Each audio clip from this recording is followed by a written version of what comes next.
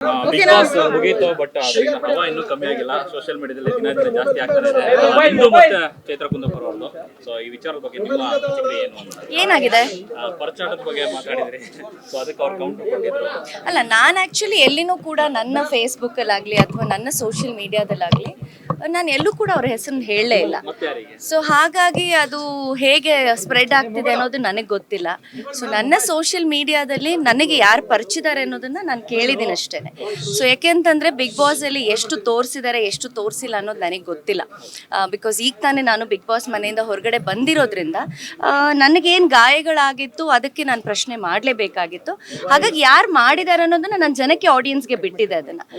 But Chaitra Kundapura ಅವ್ರು ಯಾಕೆ react ಮಾಡೋದು ಅನ್ನೋದು ಇವತ್ತು ನನ್ನನ್ನು ಕಾಡ್ತಾರೋ ಅಂತ ಯಕ್ಷ ಪ್ರಶ್ನೆ. ಹಾಗಾಗಿ ಉತ್ತರ ನಿಮ್ಮೆಲ್ರಿಗೂ ಸಿಕ್ಕಿದೆ ಅಂತ ನಾನು ಭಾವಿಸ್ತೀನಿ. ಪರಿಚಿತವ್ರು ಅವರೇ ಉತ್ತರ. ಅಲ್ಲ, ನಾನು ಗೊತ್ತಿಲ್ಲ ಅಂತ ನಾನು ಹೇಳಲಿಲ್ಲ.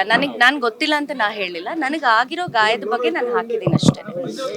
ಅದಕ್ಕೆ ಉತ್ತರ ಕೊಟ್ಟಿದ್ದು ಅವರು. ಸೊ ಹಾಗಾಗಿ ಯಾಕೆ ಅದೇನೋ ಹೇಳ್ತಾರಲ್ಲ, ಅದೇನೋ ಕಳ್ಳ ಅಂದ್ರೆ ಮೈ ಮುಟ್ಕೊಂಡು ನೋಡ್ಕೊಂಡ ಅಂದ ಹಾಗೆ ಯಾಕೆ ಅವ್ರು ರಿಯಾಕ್ಟ್ ಮಾಡಿದಾರೆ ನನಗೆ ಗೊತ್ತಿಲ್ಲ. ಸೊ ನೀವು ಅವ್ರನ್ನ ಕೇಳಬೇಕು. ಬಟ್ ಅದನ್ನ ಮತ್ತೆ ಸೋಷಿಯಲ್ ಮೀಡಿಯಾದಲ್ಲಿ ಹಾಕಿ ಈ ವಿಚಾರ ಯಾಕೆ ತೆಗಿಬೇಕಾಗಿತ್ತು?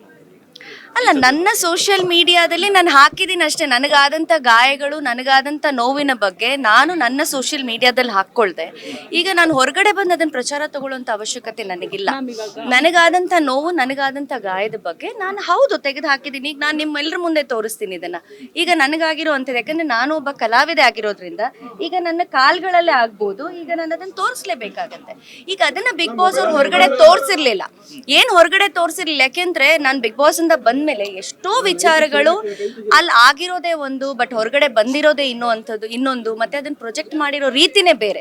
ಹಾಗಾಗಿ ನಾನು ಕೂಡ ಒಬ್ಬ ಟಫ್ ಕಂಟೆಂಡರ್ ಆಗಿ ಅಲ್ಲಿದ್ದಾಗ, ಯಾಕಂದ್ರೆ ಅಲ್ಲಿ ನೋವಾಗ್ತಿದೆ, ನಮ್ಗೆ ಏನೋ ಒಂದು ದೈಹಿಕವಾಗಿ ಹಲ್ಲೆ ಆಗ್ತಿದೆ, ಮಾನಸಿಕವಾಗಿ ಹಲ್ಲೆ ಆಗ್ತಿದೆ ಅಂದಾಗ ನಾವು ಯಾರನ್ನು ಕೇಳ್ಬೇಕು? ನಮಗೆ ಗೊತ್ತಿಲ್ಲ ಅಲ್ಲಿ ಯಾರು ಎಷ್ಟು ಅದನ್ನ ಪ್ರೊಜೆಕ್ಟ್ ಮಾಡಿದರೆ ಎಷ್ಟು ತೋರಿಸಿದ್ದಾರೆ ಅಂತ. ಸೊ ನನಗಾಗಿದೆ, ನಾನು ಕೇಳಿದ್ದೀನಿ.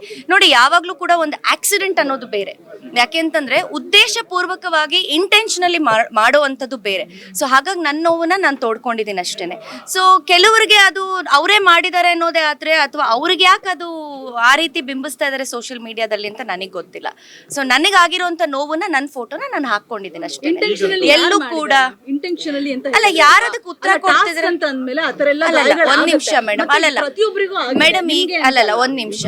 ಈಗ ನಾನು ಹೇಳುವಂಥದ್ದು ಆಕ್ಸಿಡೆಂಟಲಿ ಆಗೋದು ಬೇರೆ ಮೇಡಮ್, ಉದ್ದೇಶಪೂರ್ವಕವಾಗಿ ಮಾಡುವಂಥದ್ದು ಬೇರೆ.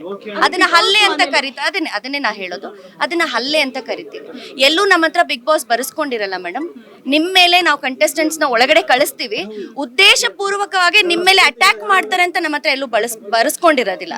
ಸೊ ನಿಮ್ಗೆ ಟಾಸ್ಕ್ಗಳಲ್ಲಿ ಆಕ್ಸಿಡೆಂಟ್ ಆಗಿ ಏನ್ ಬೇಕಾದ್ರೂ ಆಗ್ಬೋದು. ಅದಕ್ಕೆ ನೀವು ಬರೀ ಅಲ್ಲಿ ಒಂದು ಇದ್ರಲ್ಲೆಲ್ಲ ಸೈನ್ ಮಾಡಿರ್ತೀರಾ.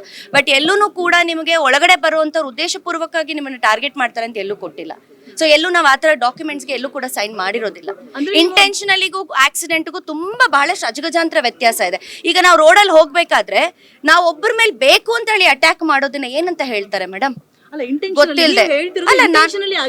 ಮೇಡಮ್, ನಾನು ಅದನ್ನೇ ಹೇಳ್ತಾ ಇರೋದು. ಈಗ ಆಟದ ಬರದಲ್ಲಿ ನಾವ್ ಎಷ್ಟೋ ವಿಚಾರಗಳನ್ನ ಮಾಡ್ತೀವಿ ಮೇಡಮ್, ಆಟದಲ್ಲಿ ಗೊತ್ತಿಲ್ಲದೆ ಆಗುವಂಥದ್ದು. ಬಟ್ ಗೊತ್ತಿದ್ದು ಬೇಕು ಅಂತ ಮಾಡೋದನ್ನ ನೀವ್ ಏನಂತ ಉತ್ತರ ಕೊಡ್ತೀರಾ ಅದಕ್ಕೆ ಕೊಡಿ. ಈಗ ಅದನ್ನ ನಾನು ಹೇಳೋದಿಲ್ಲ ಮೇಡಮ್. ಯಾರದನ್ನ ಮೈ ಪರ್ಚ್ಕೋತಾರೆ ನೀವು ಅವ್ರನ್ನೇ ಕೇಳಿ. ಅಲ್ಲಲ್ಲ, ಒಂದ್ ನಿಮಿಷ.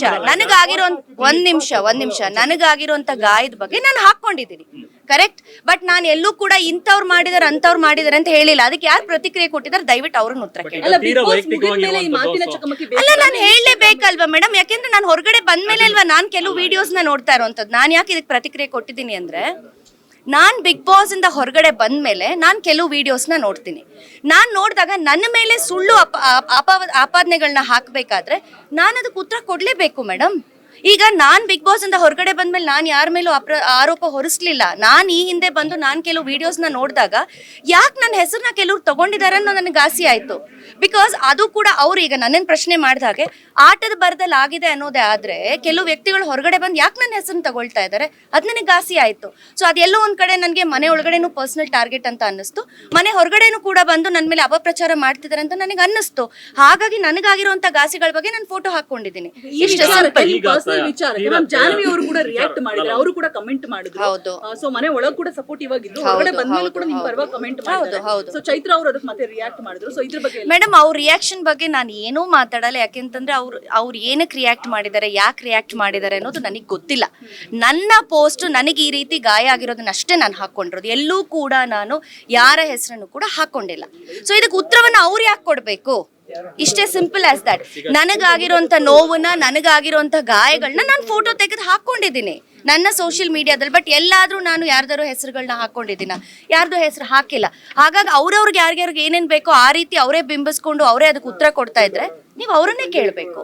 ನನಗೆ ಗೊತ್ತಿಲ್ಲ ಅದು ಯಾಕೆ ಅವ್ರು ಆ ರೀತಿ ಹೇಳ್ತಿದ್ದಾರೆ ಅಂತ. ಚೆಕ್ ಬೌನ್ಸ್ ಆಗ್ಲಿ, ಗಂಡಂದ್ರ ವಿಚಾರ ಆಗ್ಲಿ, ಈ ತರದೆಲ್ಲ ಬರೋ ಅದು ನನಗೆ ಗೊತ್ತಿಲ್ಲ ಸರ್. ಈಗ ಅದು ಯಾರು ಹಾಕೊಂಡಿದ್ದಾರೆ?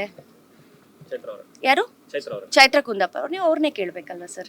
ನನಗೆ ಗೊತ್ತಿಲ್ಲ. ಯಾಕೆಂತಂದ್ರೆ ಅಂತ ಸಂಸ್ಕಾರ, ಅಂತ ಒಂದು ಒಳ್ಳೆ ಮಾತುಗಳನ್ನ ಅವ್ರು ಮಾತಾಡ್ತಾರೆ. ಬಹುಶಃ ಅವ್ರು ಸೋಷಿಯಲ್ ಮೀಡಿಯಾದಲ್ಲಿ ಈಗ ನನ್ನ ಗಾಸಿ ಬಗ್ಗೆ ನಾನು ಹಾಕೊಂಡಿದ್ದೀನಿ. ಈಗ ನೀವು ಕೇಳಿದ್ರೆ ಏನೋ 3 ಗಂಡಂದಿರು ಚೆಕ್ ಬೌನ್ಸ್ ಅಂತ, ಬಹುಶಃ ಅವ್ರು ಮಾಡಿರೋದನ್ನ ಅವ್ರು ಹಾಕೊಂಡಿದ್ದಾರೆ ಅಂತ ಅನ್ಸುತ್ತೆ. ನನಗೆ ಗೊತ್ತಿಲ್ಲ.